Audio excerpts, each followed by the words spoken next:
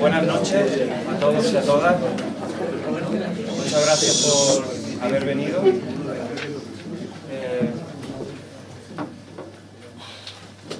Ha sido la verdad que una auténtica sorpresa ver que la poesía todavía tiene capacidad de convocatoria, cosa que celebramos enormemente.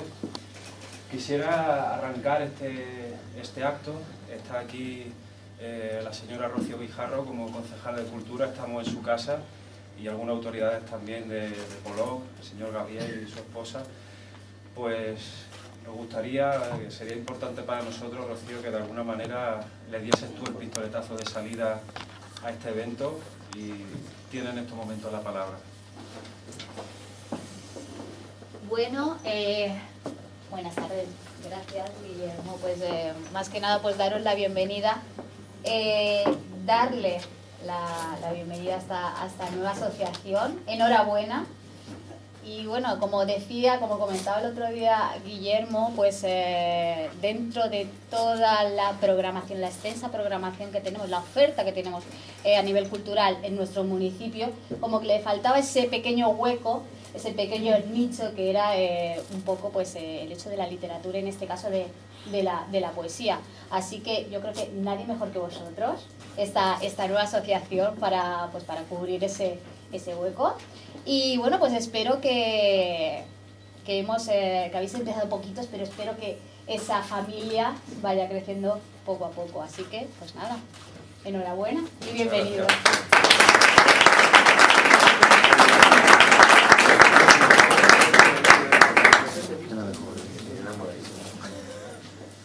Muy bien, pues a continuación, miembro fundador de la asociación, el director de la Casa de la Cultura, Vicente Escrich, va a dirigirse a todos vosotros. Muchas gracias, buenas noches a todos y buenas noches. El pasado 17 de febrero del 2014 quedó constituida, registrada e inscrita la Asociación Cultural Folías, Foro Literario del Alfaz, y descubriendo algo muy importante, el que había que atacar desde el punto de vista cultural una pata, valga la expresión, vacía, una gran pata coja que había en la Casa de Cultura, que era la parte literaria. A partir de esta asociación completa todo el cuadro, todo el marco cultural de asociaciones culturales del municipio, aparte de las musicales, teatrales, pictóricas, etcétera, con esta asociación que viene a completar todo el marco literario que queremos darle de importancia, el marco literario tanto en poesía como en prosa, narrativa, etc. Por tanto, hoy día 5 de marzo para nosotros, para los fundadores, es un día de satisfacción el lanzar la idea de esta asociación, en la construcción como tal y oficial de esta asociación, y que esperemos que tenga tanta vida como el resto de asociaciones culturales del municipio. La finalidad es muy sencilla, que el libro, ese libro en prosa o en narrativa, esté al alcance de la mano a través de una serie de actividades que desde la asociación vamos a realizar cada mes. Y por tanto, darnos ya la idea de que el libro es un instrumento que, aunque estén las nuevas tecnologías, el libro va a persistir, el papel del libro va a persistir, y porque es muy importante ese soporte físico como es el papel, junto a las nuevas tecnologías que iremos ya también desarrollando como literatura y nuevas tecnologías. Actividades. Las actividades que pretende esta asociación, constituida la Junta Directiva, que ahora diré los nombres de la Junta Directiva, son actividades que van a coincidir, aparte de las presentaciones de libros, propiamente dicho, a la Casa de Cultura, van a ser actividades propias, como puede ser conmemorar todos los premios literarios que se están dando anualmente en España y en el mundo. Por ejemplo, el día 23 de abril tendremos la posibilidad de asistir a una conferencia porque ese mismo día se le da el premio Cervantes a Elena Poniatowska, mexicana, y por tanto haremos unas reflexiones, un acercamiento a su vida y obra de esta gran literata y por qué se le ha dado el premio Cervantes.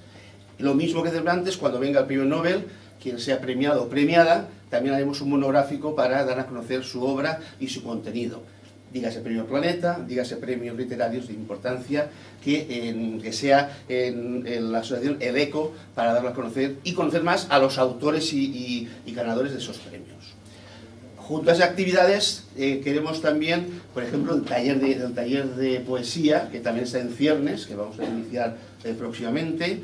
Y sobre todo, como actividad próxima que quiero invitaros ya, es el Día Internacional de la Poesía, que es el día 21 de marzo, donde tenemos la presencia de Jaume Pérez Montaner, catedrático emérito de la Universidad de Valencia, y por tanto es hijo del pueblo, de aquí de Alfàs del Pi, y por tanto, puestos en contacto con él, encantado de aceptar la invitación, y el 21 de marzo, a las 8 de la tarde, aquí en la sala de reuniones, tenemos la presencia de Jaume Pérez Montaner. Con esas actividades que tienen ustedes en la mano, empezamos ya a andar la asociación, pero sí que queremos hacer una especie de llamada de que la asociación no simplemente somos las 7 personas que vamos ahora a mencionar, la junta directiva, sino que queremos que se vaya asociando la gente a este movimiento cultural nuevo, que es Folías, porque pensamos que no solamente con las 7 personas que conformamos esa junta directiva es suficiente, sino que hace falta el apoyo de todos. Yo quiero agradecer, por un lado, a Vicente Such, bibliotecario de esta Casa de Cultura, el haber aceptado ser miembro de la Junta, junto con Maribel Torres, Juana, Arlet. La asociación de amas de casa, Arlet y Dominga, era muy importante que estuvieseis dentro de la asociación, porque vais a darle, junto al taller vuestro de lectura, vamos a darle más calor al tema literario. Y también, sobre todo, pues felicitar a Julián, que no está en su momento, a la hermana, que no está Julián, pero en fin, por último no está. Y sobre todo también sí que quería agradecer que el presidente actual, Guillermo Cano, hombre forastero, entre comillas, pero ya conocidos, y ya siendo conocido por todos en el municipio, es el alma mater de esta asociación. Hace 3 o 4 meses se planteó el tema de hacer esta asociación, y qué mejor que una persona preparada, una persona con tablas literarias como Guillermo, quien podía tener la ocasión de dirigir este barco que nos hace mucha ilusión a la junta directiva que estamos actualmente en ella, y por tanto Guillermo, mientras esté Guillermo, esa asociación irá hacia arriba, y por tanto quiero pedirle a Guillermo que siempre se invite realmente con nosotros, porque así sabemos que la directora está a buen recaudo en tus manos. Simplemente esto, únicamente, y finalmente felicitar a Juan Pérez Torres por ese magnífico logotipo que identifica la asociación, que es libertad y literatura al mismo tiempo, ese ave o esa paloma, o cada uno ese animal que significa la libertad, junto a algo tan tangible y tan nuestro como es el libro. Por tanto, felicidades Joan, por ese trabajo, magnífico trabajo de logotipo que nos ha proporcionado una feliz iniciativa, porque empezar una asociación sin logotipo era pues un poco... estaba cojo la cosa.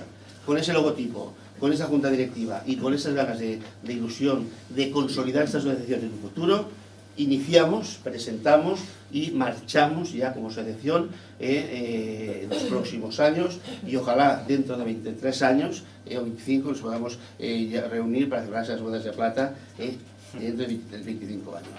Por tanto, vamos a pasar ya a lo que es la parte literaria y poemaria, valga la expresión, de los dos autores que nos acompañan, y cedo la palabra a Pablo para que nos introduzca en la vida y autores de estos dos poemarios. Buenas noches, buena nit.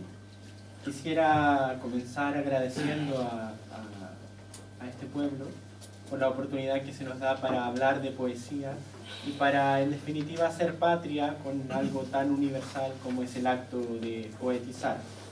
Quisiera también explicar que, aunque nos separe una mesa o una especie de tarima, les invito a que, acabada la presentación, os atreváis a preguntar y a dialogar y a entrar en diálogo con estos dos poetas. Para comenzar, quisiera hacer una breve reseña de cada uno de ellos. En el caso de Guillermo Cano Rojas, podríamos decir que es comisario independiente, investigador y docente. doctor en Bellas Artes por la Universidad Politécnica de Valencia y licenciado en Historia del Arte por la Universidad de Granada.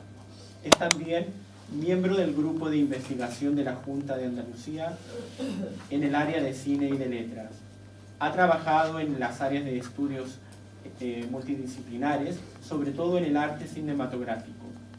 Colabora como profesor en el área externa de gestión cultural de la Universidad Politécnica de Valencia y en el Servicio de Información y Dinamización de Estudiantes de la Universidad de Valencia.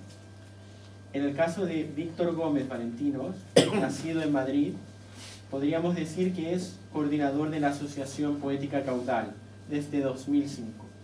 Ha publicado los poemarios Huérfanos aún, Detrás de la casa en ruinas, Incompleto y Trazas del calígrafo zurdo. Es un activista poético, cofundador y coordinador de la Asociación Poética Caudal. Su labor se ha centrado además en la coordinación de ciclos de lecturas poéticas y de pensamientos críticos, sobre todo en la librería Primado en Valencia. Para abrir y para enseñaros las obras poéticas de cada uno de estos autores, quiero hacer un viaje a nuestra adolescencia. Seguro que muchos de ustedes pasaron ese periodo de vuestras vidas con Hermann Hesse, con un libro bastante peculiar que dice relación con estas poéticas, que es El Caminante, un librito a modo de notas que este autor iba haciendo mientras recorría Alemania, que aunaba también la pintura.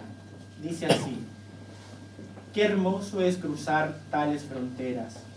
El caminante es en muchos aspectos un hombre primitivo, del mismo modo que el nómada es más primitivo que el campesino.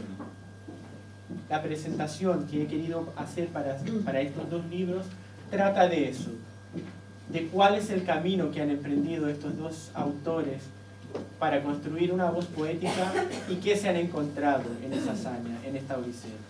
La presentación dice así: cabeza verde sobre fondo rojo y pobreza, dos poéticas del recorrido. Todo viaje encierra una aventura. Toda ruta lleva guardadas sorpresas, riesgos y paisajes que dan a nuestra experiencia un sentido enriquecedor. Esto es lo que sucede con las poéticas que hoy se presentan. Ambas tienen un tono de ruta inicial, de hazaña que se despliega y que comienza.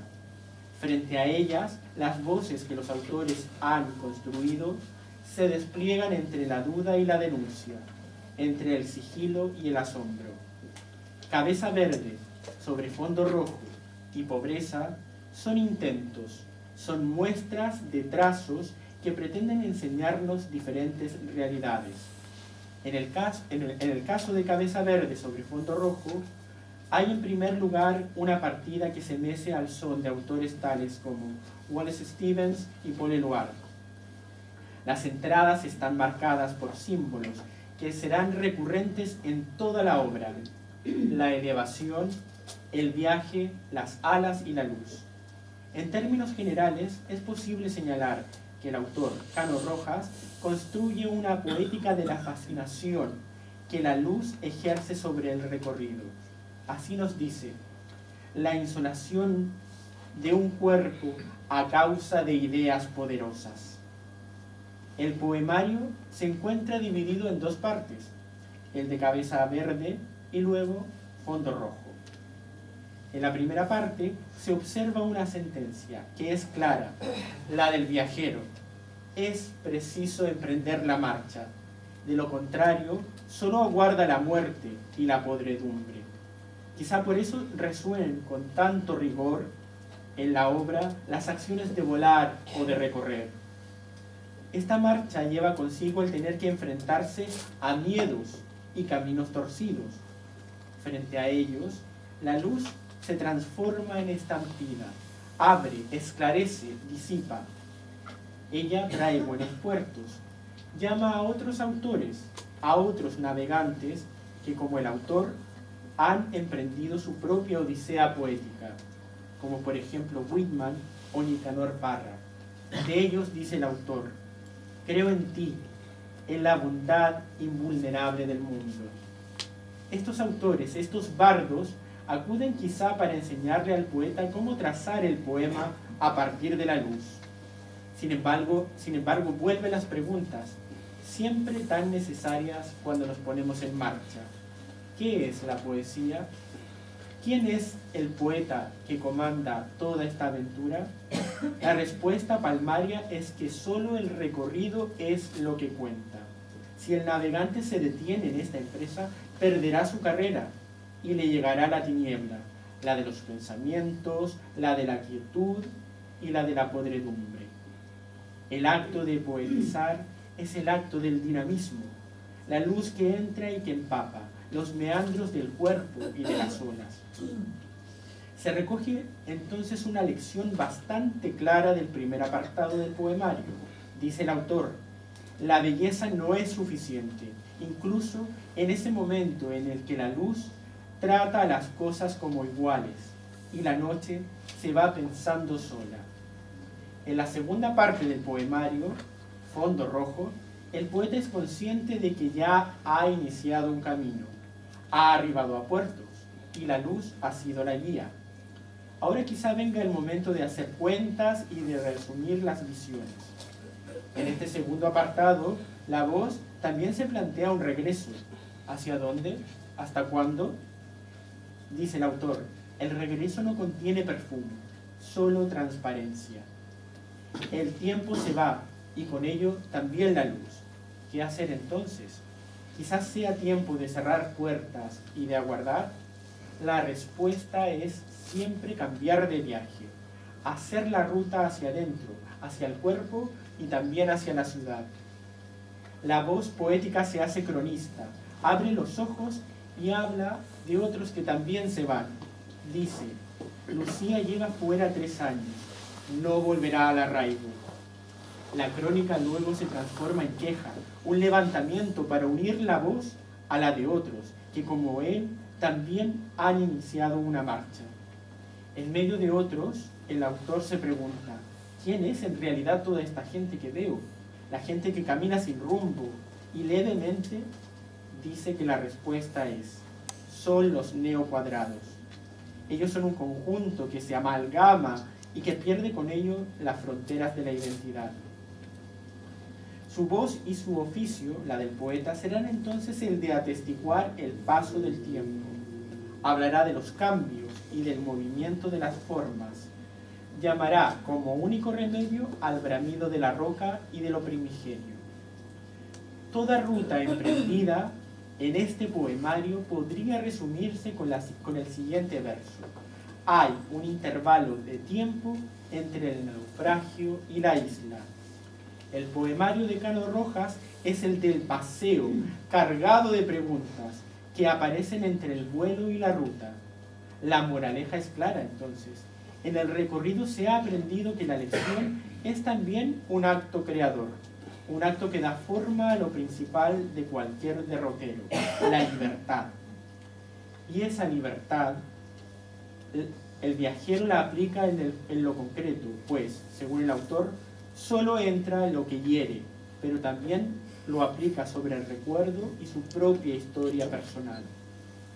También la libertad aparece como una visión de sí mismo, de la propia voz que el poeta ha ido creando a lo largo de esta ruta. Por lo tanto, el sentido de camino emprendido en Cabeza Verde sobre fondo rojo no se cierra en sí en cuanto a poemario, en cuanto a libro. La puerta queda entreabierta para mostrar un espacio que ha de acoger a las edades que quedan por venir y los poemas que quedan por leer y escribir. En el caso de Pobreza, también se da un pistoletazo de salida para avanzar, para viajar. La ruta es necesaria. En este caso, el poeta construye su propia voz a partir de otras voces, toma prestado versos y a modo de homenajes sigue una carrera en donde el poema se transforma en denuncia y sobre todo en señal para los marginados. Quizá por esto el camino deba emprenderse ligero de equipaje, ya que éste denunciará o se inundará de los trazos vitales que vaya encontrando. El libro comienza con una invitación a la caza, entendida como una denuncia del estado de la lengua y por ende de la vida. Dos partes constituyen o le dan forma a esta andadura. La primera se llama Aún sin nombre. Ella se muestra en un estado aparente de anomia y sobre todo como algo que no está cerrado, algo que está por hacer. Este apartado muestra un viaje poético que es lento, pero no por ello menos denso. Se viaja en forma de agua, una forma necesaria que adopta la voz poética, quizá para limpiar y curar todo aquello que va viendo. En esta carrera el poema busca, presiente su fuerza, pero no conoce su propio nombre. Buscar el nombre es rastrear, limpiar, depurar. El trazo de la escritura, el trazo del libro se hace con prisa. En la carrera se encuentra y se analiza, pero el intento no es suficiente para dar vida al poema. El poema se hace un otro, se hace con otros, se sume al mestizaje de lo que ve y ampara. El poema, por ejemplo, se sabe gitano y denuncia con ello el exterminio a mano de los nazis. También se hace inca y muestra su dolor y su ultraje, el robo mineral, la fuga de lo sagrado. Hay que rememorar, ver una y otra vez el dolor y la podredumbre de lo que está afuera, según el autor, dejarse de sandeces, ni lo mendaz, ni la paráfrasis. Un escalofrío parte del nervio desnudo. Sin embargo, en este quehacer, y al igual que la poética de Guillermo Cano, el poema que ha de emerger se vale de la luz. El poema cambia de trazos, direcciones, incluso de lenguas. Atraviesa cuanto espacio cerrado se le cruce por delante. Minas, cárceles, centros de detención de inmigrantes, quirófanos e incluso ciudades. Entonces, frente a todo este panorama y frente a todo lo que se ha recorrido, cabe preguntarse, ¿qué es la pobreza? ¿Dónde está? ¿Quién la padece? El lenguaje. Es el lenguaje el que la padece. El lenguaje que es incapaz de decir el dolor. La pobreza, sin embargo, es aliada del poema. Lo ayuda a ser valiente y a emprender paso a paso y a vadear los peligros que se le presenten. Esos escollos tienen nombre de niebla, de humedad, de mendicidad y de hacinamiento. La palabra forma una costra que registra abusos, escribe y se muestra para saciar a los sedientos y a los que vienen incluso de otras orillas. En resumidas cuentas, la primera parte, el primer apartado del poemario, muestra que el poema es una metamorfosis. Se señala que dentro de él todo cambio es posible, cualquier devenir, incluso el de la propia lengua, y sobre todo el de los más desfavorecidos. Ratas que huyen por la ciudad, niñas enterradas en minas, judíos, inmigrantes o gitanos. En el segundo apartado, llamado Hana, el poema se convierte en la conquista del retorno, en la búsqueda de un cobijo a través de un tú y del encuentro con un cuerpo. Hana ampara en un extenso poema. En él, el poema rememora sus andadas. Dice, supongo al ver pasar mi vida que todo ha sido un relámpago. Hana como centro que aguarda, como Penélope a su Ulises, está constituida siempre por elementos vitales. En este seno, el poema se nutre y ejerce su acción. Según el autor, no puedo hacer otra cosa que no huir y huir. Y se es tan pequeño en este centro, tan materia, que lo que comienza siempre está presente. La acción del poema se transforma en registros compartidos, ya sea en la plenitud de la entrega, ya sea tras los pinares. Los registros recorren diferentes ciudades, horas diversas del quehacer. Y no obstante, la pobreza también se hace presente, porque el cuerpo y en su codicia no se puede decir. En su periplo, el poeta viajero acaba en agradecimientos, y como Guillermo Cano Rojas, deja la puerta abierta al porvenir. Saluda a aquellos que ha nombrado y a los que no, a los que leen sus libros y a aquellos que no lo harán. Pide perdón y se desdice por la osadía que ha sido descrita a través de este viaje. En definitiva, la tentativa de Víctor Gómez es la del trazo de lo inmediato, un trazo que se anima y se convierte en el intento por mostrar el dolor, por ser uno más de los que sufren el instante. Es una tentativa de lo externo, de ir hacia los espacios cerrados para mostrar qué tienen, qué ocultan o cómo golpean al más débil. Es la ruta de quien, experimentado, se ha dado cuenta de que el sufrimiento, el amor y el amparo están más allá de toda lengua posible. Muchas gracias.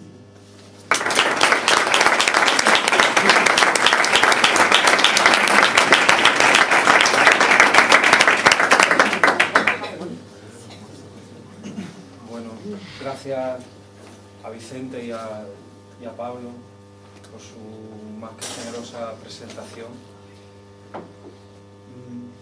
Me gustaría iniciar la lectura del poemario con una breve reflexión. Veréis, una sociedad se define por el conjunto de valores que esta sociedad decide transmitir. Y en ese contexto, ante esta pregunta, nos remitimos a la poesía y pensamos, ¿para qué sirve? ¿Por qué nos juntamos en torno a esta mesa y compartimos este espacio para oír palabras que se salen del lenguaje común, de sus usos cotidianos? Responder a esto se hace de una manera individual, pero existen algunas razones colectivas. La poesía, al igual que el teatro, que las artes plásticas, que la cultura en general, tienen un potencial que ninguna otra actividad humana logra acumular. Intensifican la vida. Allá donde la vida puede ser mecánica y rutinaria, donde puede ser gris, porque está centrada únicamente en responsabilidades que muchas veces no tienen ni que ver con nosotros, con causas que nos exceden. De repente la poesía o las artes abren un espacio que vivifica nuestra existencia. Y esa es una de las razones por las que estamos aquí, por la que individualmente no hemos renunciado a esa esperanza de seguir, a pesar de nuestra existencia, de los sinsabores que dan. A pesar de ello, no hemos perdido la fe y las ganas de luchar por vivificar y dignificar la vida. Hecha esta breve reflexión, me gustaría también, antes de iniciar la lectura del poemario, agradecer, porque es cierto, soy forastero, pero también es cierto que estoy siendo hermosamente acogido. Estoy siendo acogido por muy distintas personas, que me disculpen, que seguro que algún nombre olvido, pero especialmente y antes que nadie a mi chica, a mi pareja, a Pilar, pero también a todas las personas que nos están aquí echando un cable, Paco y Eva, Julián y Maribel, Joseba, Eli, Elidio, mucha gente que en lo personal y también en lo profesional nos están abriendo sus vidas y de verdad. El otro día estaba con Víctor en un recital en Valencia que se hizo en la NAU sobre el tema de la inmigración, ¿no? Y hablé también sobre la experiencia del desarraigo, lo que representa dejar atrás tu casa, tu mundo conocido y comenzar de cero en un lugar. Tal vez algunos de los que estéis aquí no hayáis tenido esa oportunidad, pero para los que lo vivimos jamás seréis conscientes de lo que representa la hospitalidad y el que se abra la puerta con cariño. Eso es algo impagable, impagable.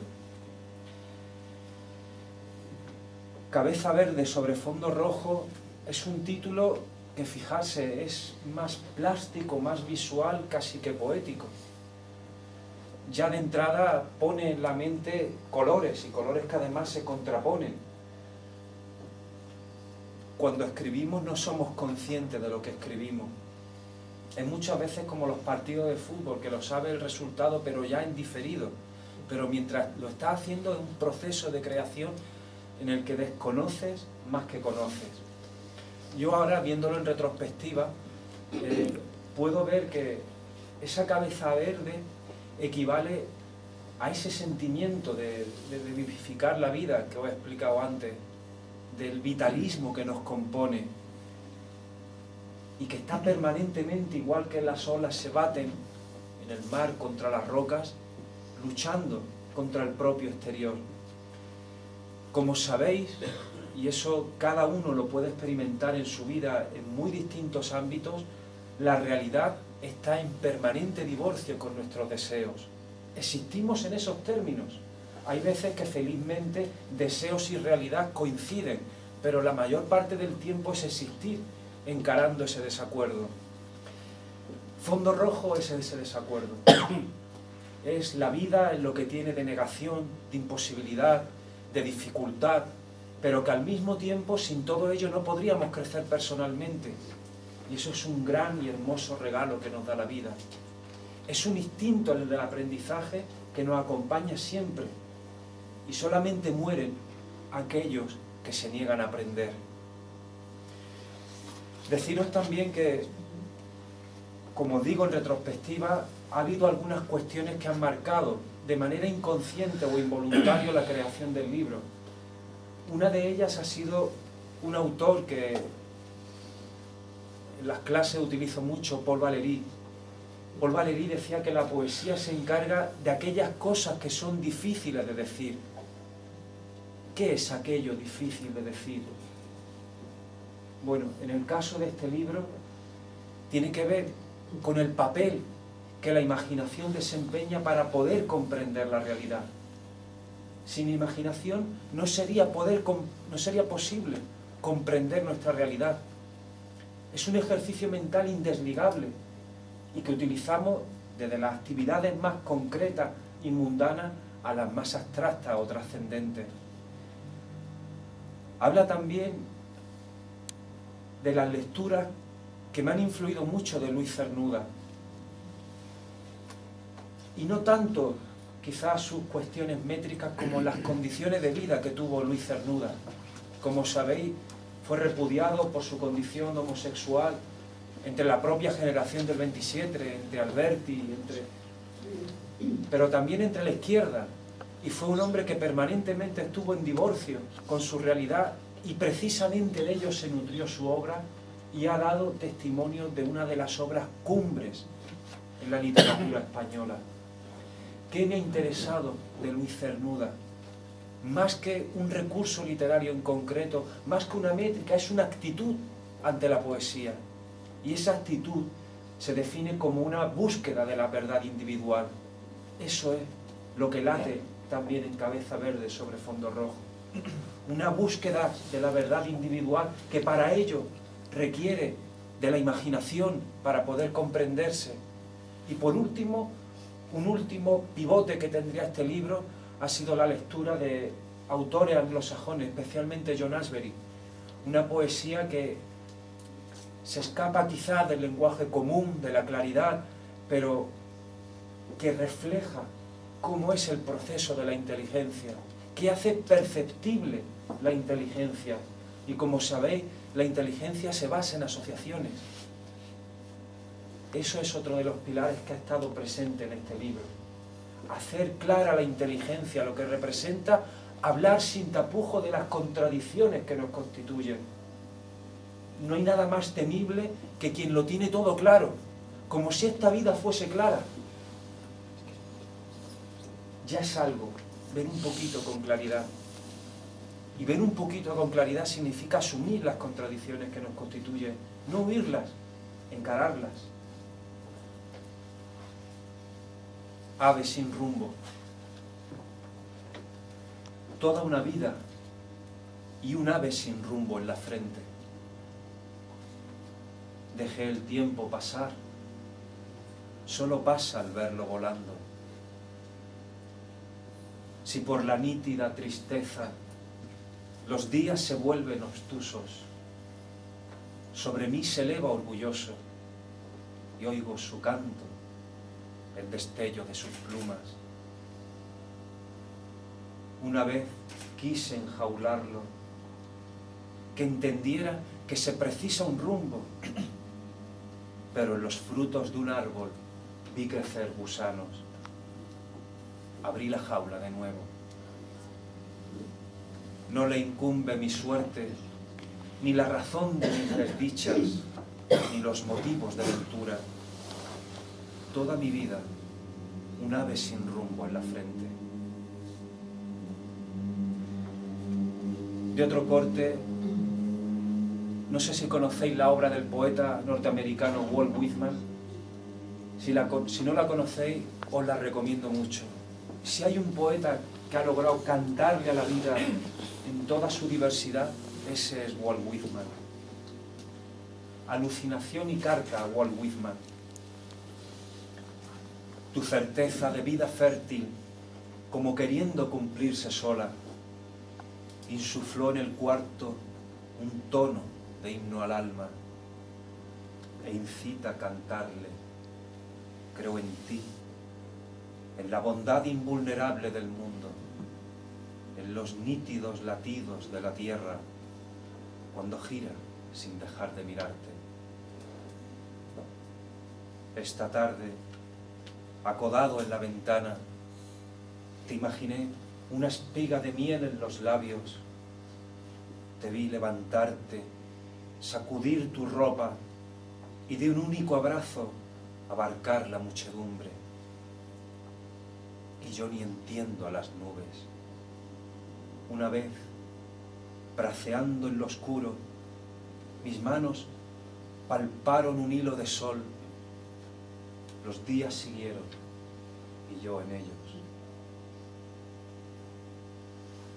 Oigo vibrar el metal de las azoteas, agrietando con su dulzura involuntaria la lentitud de la tarde, y veo un lobo oscuro arder en llanto ante los bosques celestes. Pero ahora, la última lámina de luz retrocede en el horizonte, la habitación ya es otra, y yo, que aún resueno en tus colores extintos, todavía debato sobre ser algo más que pasiones, rotundo no, o sombra ordenada en el tiempo. Y en este temor, tan hondo y tan mío, pienso en estas cosas en la penumbra, las pensaba como parte de la confusión, la luz que recibo y que emitimos, la sombra que proyecto y el espacio que la absorbe.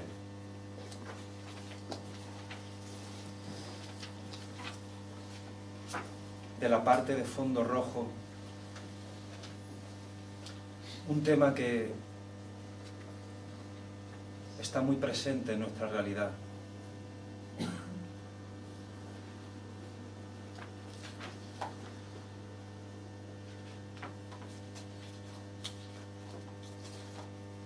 De hijos y padres. A su madre la tuvo con 15 años, a su padre con 16. Traían cenizas de pan bajo el brazo y en la frente una columna rota de luz que se derrumba en la carne. El líquen umbilical de su vientre de vino en sauce llorón, en hiedra roja de Babilonia. De comer hubo comida, de beber bebida, pero se alimentaron de tanta hambre. Tinta, el tiempo es tinta que se diluye.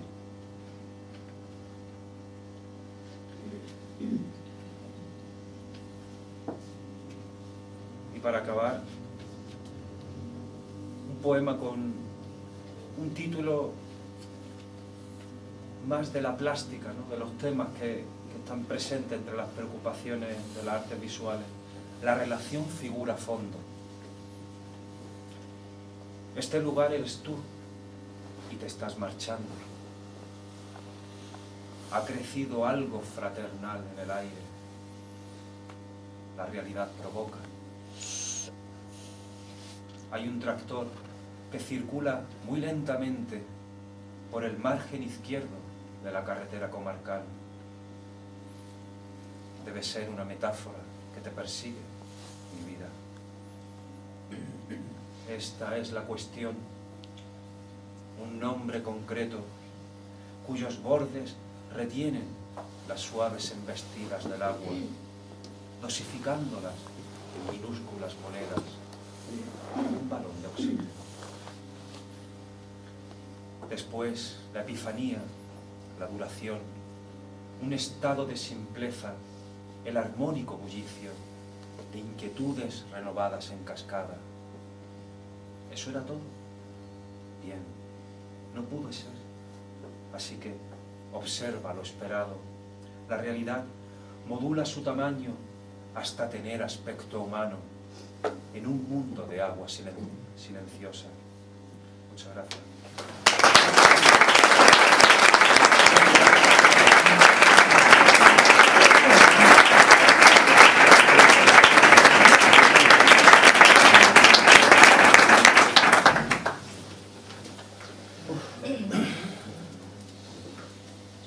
Buenas tardes, Rocío, Vicente, amigo, Pablo. Muchas gracias a todos por venir.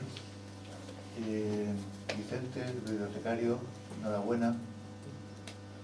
Dicen en África que cuando muere un hombre, muere una biblioteca. Eso es mucha verdad en zonas pequeñas. Lo pequeño es hermoso. Alfaz del Pi es muy hermoso. Yo vengo de una ciudad grande y nací en una ciudad aún más grande, donde es muy difícil tener relación con lo hermoso. Aquí fue bajar del coche y sentir una sensación de libertad que quizás vosotros, al tenerlo dado y regalado, pues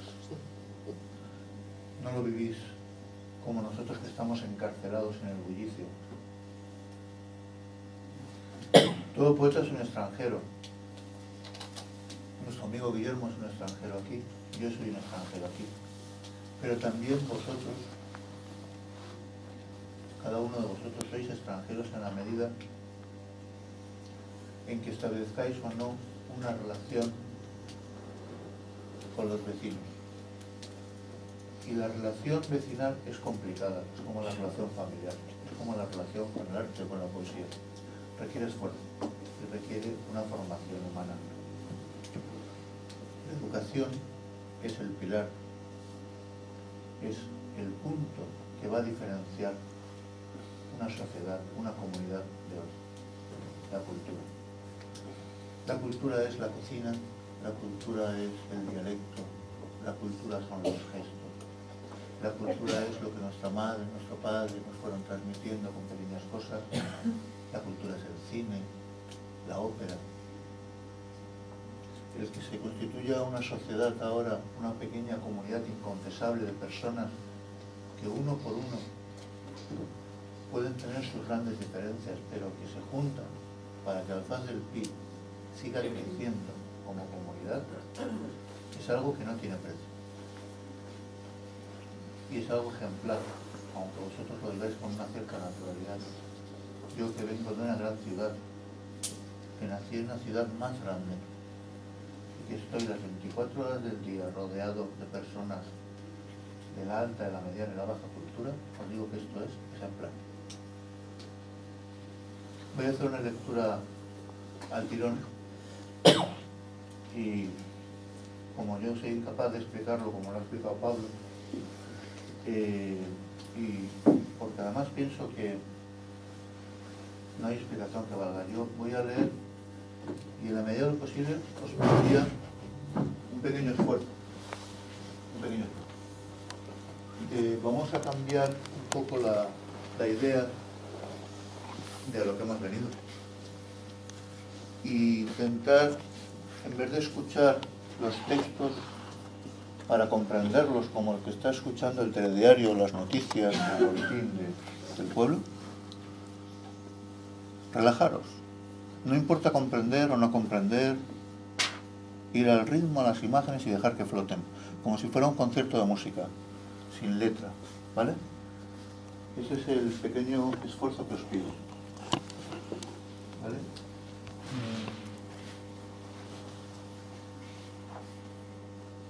En diferentes cárceles de España, durante años, fue trasladándose unos versitos que no tienen autor conocido, ¿vale? Yo lo leí en Picassent hace ya unos años. En este lugar maldito, donde reina la tristeza, no se castiga el delito, se castiga la pobreza.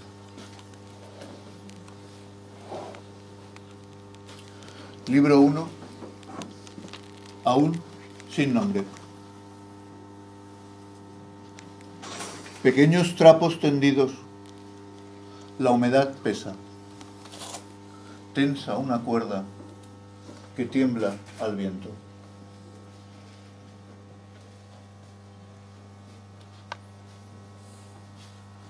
Lo que se la daba al ir hacia el futuro, cómo aquello sin atender se dejó en lo no escrito. También acá, en la palabra y el pulso, nos desprendemos de la costra, de la herida, cuando éstas se frisan con la sombra en lo veraz.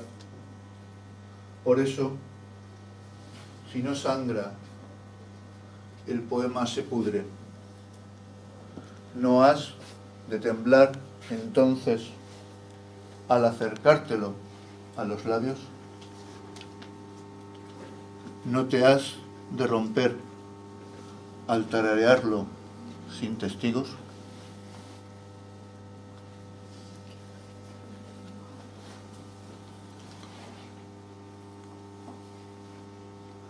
Con 4 manos susurrantes envolvías cicatrices y llagas. Un poema, uñas, huesos, errores, limosna, y lo llamaste mío.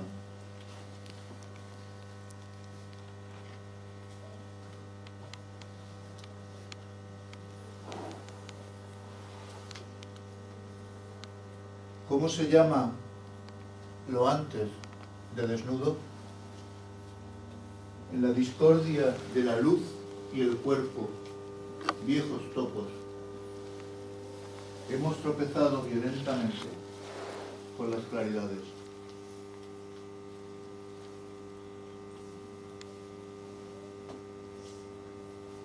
Sal de la red. No se es tan pobre que no se puede intentar. El cansancio de los verbos, la fábula de los nombres, que calumnian ahora que nos fuimos.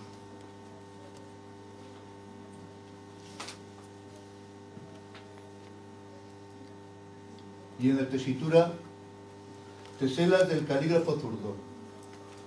Ablandar la escucha y desuchar sus monedillas, cruzar en rojo los semáforos, dejar que fermente lo inverosímil, no pronunciar la jaula. Miedo.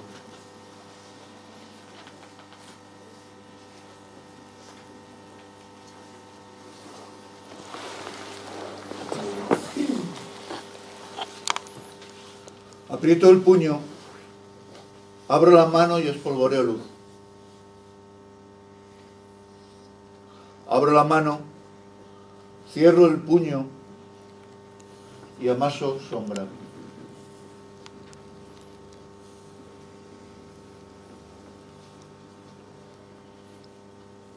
La palabra que flota traiciona la fragilidad de los sumergidos.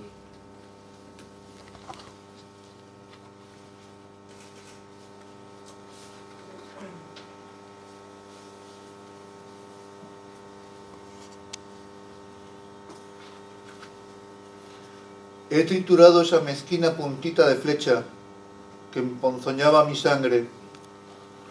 Su ceniza es menos que un grano de tabaco, pero pesa como un siglo sin besarte, libertad.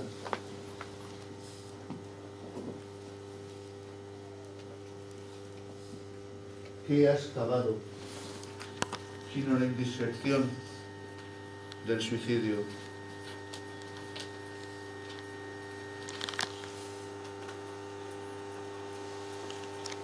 La luz es la canción de los muertos. Libro 2, Hannah.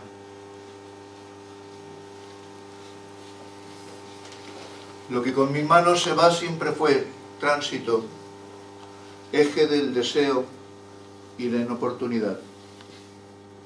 No puedo hacer otra cosa que no huir y huir.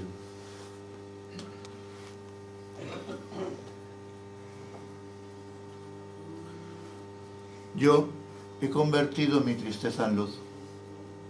Yo, que solo soy un cuarzo en tus manos.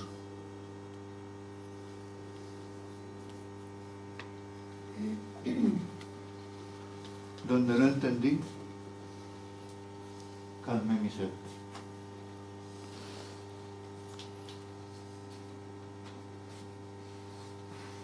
Hannah 1.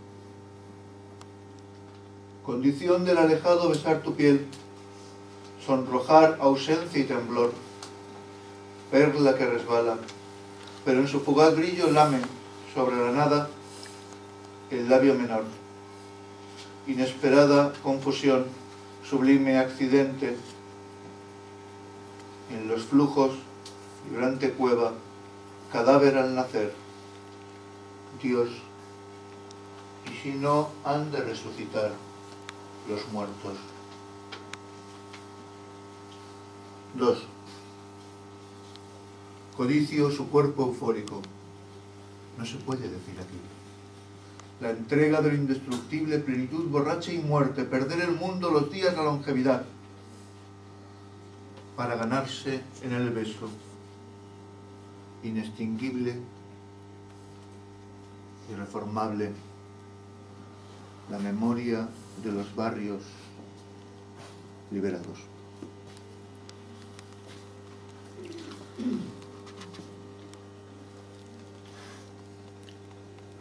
Tres. Bifurcación del ayuno, ebriedad y lágrimas. En la claridad de lo profundo acalorados, expuestos en la fiebre sin mundo, la belleza, dilema, error y éxtasis. Los brazos secretamente olvidados sobre ella, los dedos ungidos de casi muerte, el halo o el aura, las avellanas, la sal, y todo el tonelaje del vacío, rompiendo lo irrepetible, en añicos, en adverbios y demonios.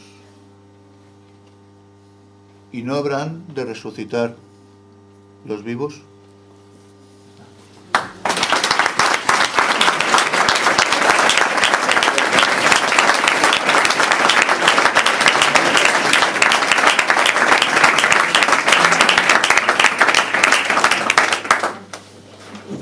Se abre ahora un tiempo, si lo creía oportuno, hacer alguna pregunta, alguna cuestión, algún comentario. Mientras lo vais dilucidando, decía Walter Benjamin que las cosas suaves y espirituales no pueden darse sin las cosas burdas y materiales. Y es ahí que los poetas tenemos algunas manías, entre ellas la de comer. Entonces, tenéis ahí a un buen precio que se ha puesto los libros, a 10 euros el de Cabeza Verde y 10 euros el de Pobreza, y están a vuestra disposición, al igual que nosotros. Hace calorcito, ¿no? Yo me he levantado porque es que me estaba dando un bajón de tensión. Luego estaba viendo a la compañera que estaba como yo. Y digo, no sé si voy a rescatarla yo a ella, pero no sé que ella a mí, porque tenía un bahío que estaba... Para animaros un poco a las preguntas, la imagen o la lectura que quise presentar a estos dos compañeros era la del viaje. como también nos hizo y nos mostró en carne viva Víctor, cómo nos llega la poesía a través del movimiento, a través de las imágenes que nos cita, también recordar o hacernos ver que el libro, en este caso Pobreza, y también en el caso de Cabeza Verde sobre el fondo rojo, tienen una aventura de travesía también en la forma en que están escritos. En el caso de Pobreza, veréis que hay trazos que están incluso escritos al revés, hay palabras que llaman al silencio, páginas vacías. En el caso de Guillermo, que es a la pregunta a la que quiero llegar para vosotros dos, hay muchas imágenes y muchos, de alguna manera, personajes que recorren esta andada. Por ejemplo, un ermitaño. Y el ermitaño lleva su lamparita y dice así: la habitación encendida, el recorrido por el museo. Para invitaros a preguntar, recordar cuáles han sido vuestras mejores travesías, qué habéis aprendido en esas travesías, en esos viajes. Yo, por ejemplo, que vengo de una gran travesía que me ha hecho cruzar el océano, vengo de Chile, y quién me iba a decir que iba a venir a este pueblo a hablar de poesía. Quiero preguntarle a mis dos compañeros, ¿cuál es la relación que tienen vuestros libros entre lo plástico, por un lado, y la poesía? Pero también, ¿cuál es la relación que en ambos libros está entre la crónica, es decir, lo que le está pasando a otro, y la poesía? ¿Vale? Ahora que tú dices algo fácil. Luego yo diré que sí. Pues en mi caso la dimensión plástica, la imagen, fíjate qué contradicción, que puede ser el lenguaje algo desprovisto de imágenes, pero es todo lo contrario. Cualquier historia de la poesía hace perceptible que a lo largo de cada época histórica, desde la antigüedad, en el medievo con la escolástica, en la edad moderna, cuanto más nuestro tiempo, ¿no? La poesía es interligable de la imagen. Es además una imagen que en eso se puede diferenciar de la pintura, es una imagen autorreferente, es decir, que refiere a sí misma, no busca quizá en algunos momentos la referencia exterior. Yo vengo también de la tradición plástica, entonces para mí tiene mucha importancia el crear imágenes, que yo las pongo, pero sois vosotros quienes finalmente me prestáis vuestra imaginación y acabáis el verso en vuestra mente. Sois vosotros quienes de alguna manera me prestáis vuestra experiencia, vuestros deseos, vuestros sentimientos y acabáis de formular el libro en vuestra mente. Y para ello, ya os lo he comentado antes, la importancia que tenía la imagen, pues es un recurso que incita. La propia portada, fijarse que puede parecer una imagen muy contemporánea, en el sentido de que es un rostro, pero lo que estoy haciendo es ilustrar a un poeta antiguo, a Píndaro, cuando decía que sale la miel de la boca del poeta. Pues lo he hecho literal, hay un panal en la boca de un rostro. Pues de este modo funciona la imagen en la poesía. Yo por seguir un poco que planteas, si os percatáis, bueno, os habéis percatado, claro, evidentemente, una diferencia entre Cabeza Verde y Pobreza es la que va de la escena al obsceno, ¿no? De la escena al obsceno. En el caso de la poesía de Cabeza Verde, se nos centra en la escena, se nos van saliendo imágenes, colores, percepciones visuales y también auditivas, pero sobre todo visuales. Estamos en escena y en cada escena nos está narrando algo. En el caso de Pobreza, casi siempre estamos fuera de escena, estamos fuera de marco. El texto trabaja no a lo que focalizaríamos en primera instancia, sino algo que queda fuera de nuestro campo inmediato de visión. En la segunda parte de Hannah, por ejemplo, hay una referencia constante al acto sexual de manera que no hable del acto sexual, pero evidentemente es el eje. Y es el eje no para hablar del acto sexual en sí, que no tengo que explicar nada, soy casi todos mayores ya, sino para llevarlo al símil político. Porque creo que en el acto sexual no es posible mentir de manera continuada. En el político sí lo es. ¿Se puede mentir o no? Sí, están las dos opciones. Pues básicamente eso.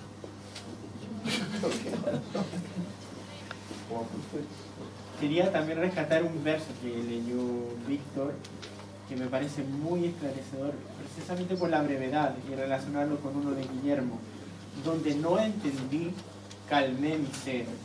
Y Guillermo dice: como una bestia herida y localice masas de agua para que puedan abrevar las nubes.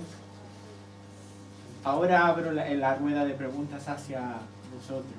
Cuando hacéis una ruta, llegáis cansados, luego de trabajar de un día pesado, o luego de un viaje de fin de verano que habéis podido hacer con vuestros padres, ¿cuál ha sido el sentido de ese viaje?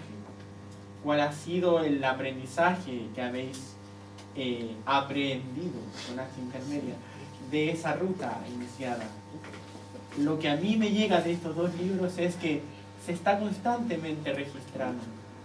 Hay una necesidad por hablar de otras cosas, como de alguien que sufre o de imágenes que pasan, en el caso de Guillermo. A vosotros, en este momento, ¿qué os llama la atención? ¿Qué os suscita? También nos gustaría ahora borrar un poco metafóricamente esta mesa y escuchar vuestras propias pobrezas o vuestras propias